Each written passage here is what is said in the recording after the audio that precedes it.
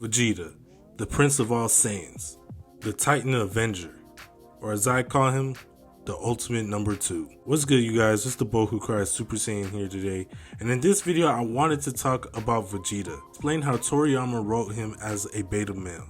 Yes, you heard me right, a beta male. Now let me make this clear.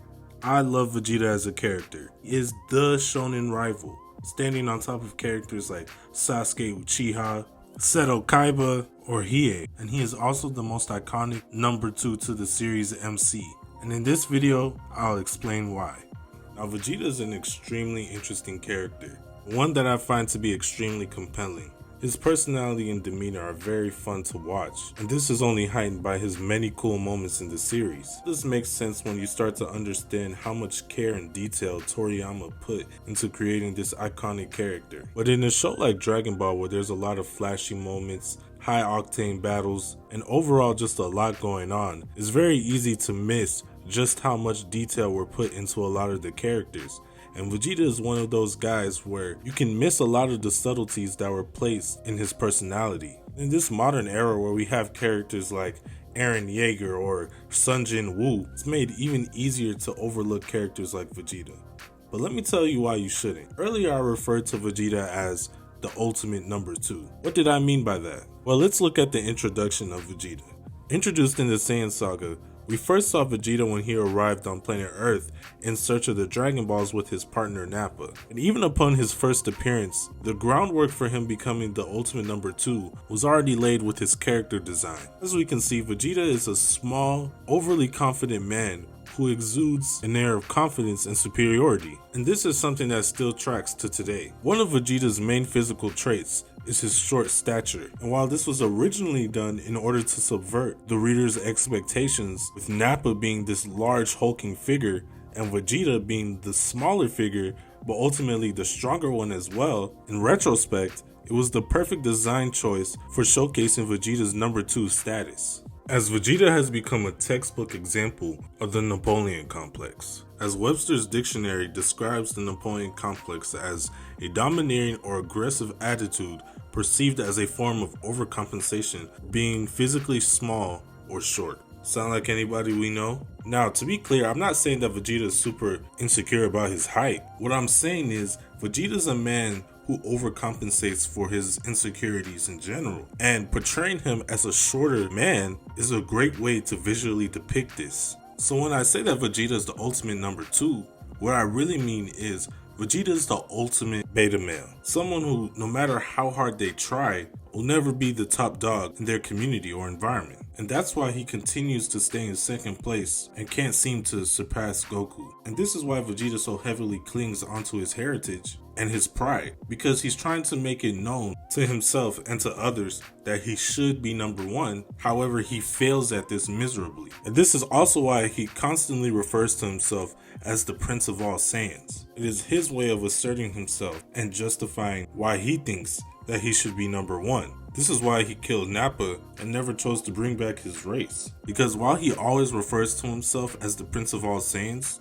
this is only because he has an inflated or warped perception of what he thinks a Saiyan should be. The ultimate warrior, second to no one, when in actuality, they were a subjugated group of people that were stuck under the boot of an evil tyrant, which always disgusted Vegeta because he believed that the Saiyans didn't have taken orders from no one, and he was presumably the strongest Saiyan, as he did say that he surpassed his father even as a child, and believed himself to be one who would fulfill the legend of becoming the legendary Super Saiyan, which is why he disregarded all the other members of his race, because with them being inferior to him, they did not meet his standards of what it meant to be a Saiyan. But despite his superiority within his race, in the grander scheme of things, he wasn't anything special, as there were many in the universe that outclassed him, which caused him to have an inferiority complex, which was only worsened when he met Goku, a low-class warrior who was able to best him in battle, and the one who fulfilled the prophecy of becoming the legendary Super Saiyan,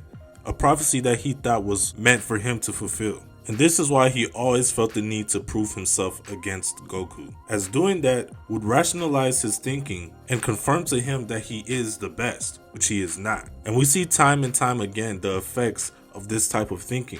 On Namek, he slaughtered an entire group of people, taking pleasure in this act due to the fact that he was able to exert his dominance over a weaker group of individuals, only to later get humbled by the Ginyu Force and Frieza later on. While he bounced back from his defeat of the Ginyu Force, primarily due to the fact that he did kill them in the end, he was not able to achieve victory against Frieza, with Frieza continuing to reinforce just how powerless he truly is, bringing up all the feelings of inferiority that Vegeta tries so desperately hard to keep bottled inside, since despite his best efforts, nothing he did was good enough to take down Frieza, and ultimately he was forced to accept his powerlessness, which is why he was brought to tears, a proud Saiyan prince, crying like a little child. And most of this warped complex comes from his race and Frieza. As a child, he was told that he was an elite and that he would be the one to become a Super Saiyan and ultimately take Frieza down. Which is why in the Namek saga, he was also upset that Goku, the kind-hearted Saiyan, was able to achieve this legendary transformation, why he urged him to be a ruthless warrior. This was to soften the blow for him by making Goku become what is thought to be the epitome of a Saiyan warrior, justifying why it is him that is slated to become a Super Saiyan. The propaganda that has been ingrained in his mind since a child has resulted in his complex. This is also why he wants to be the one to fight and defeat enemies in place of Goku, to prove to everybody that he is the ultimate warrior. His pride and arrogance leading to many disastrous moments, such as when Cell achieved his perfect form. But we wouldn't see the biggest example of this until the Buu saga.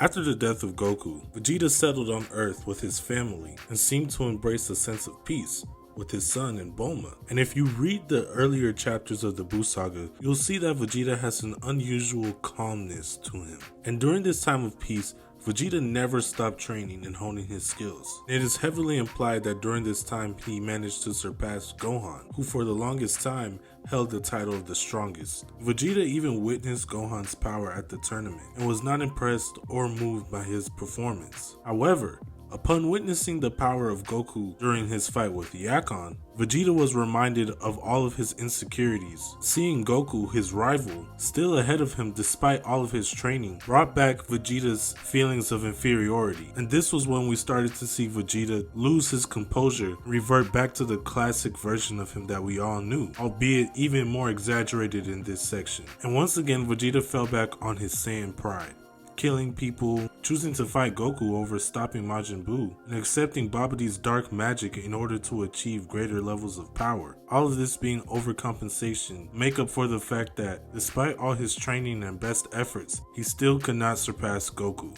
a low-class warrior who at this point had been dead for years. And it was only when Vegeta put his feelings aside and thought about his family and how much he valued them that he gained a sense of security within himself, no longer being bound by feelings of inferiority. Which is why he was ultimately able to admit that Goku was the better fighter and number one. All of this character development occurring at the end of the series, as Vegeta had completed his job as Goku's foil. And this is why in modern Dragon Ball, Toriyama allows for Vegeta to take the lead in place of Goku on numerous occasions. As while he still does want to prove himself against Goku, he is confident and secure enough within himself that he no longer needs to overcompensate by being what he and other Saiyans thought to be the ultimate warrior, with him now seeing the value in peace and protecting life. That's a topic for another video. But yeah, there you have it. I tried my best to explain the basis on how Toriyama decided to write Vegeta's character, and how his beta male Napoleon complex traits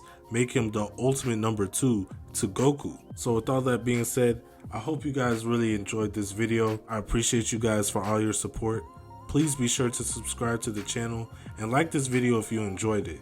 Also, let me know what your thoughts are in the comment section down below. I would really love to hear it from you guys. And stay tuned for more to come. And also make sure to turn on your post notifications. With that being said, it's the boy who cries Super Saiyan, signing out. Bye.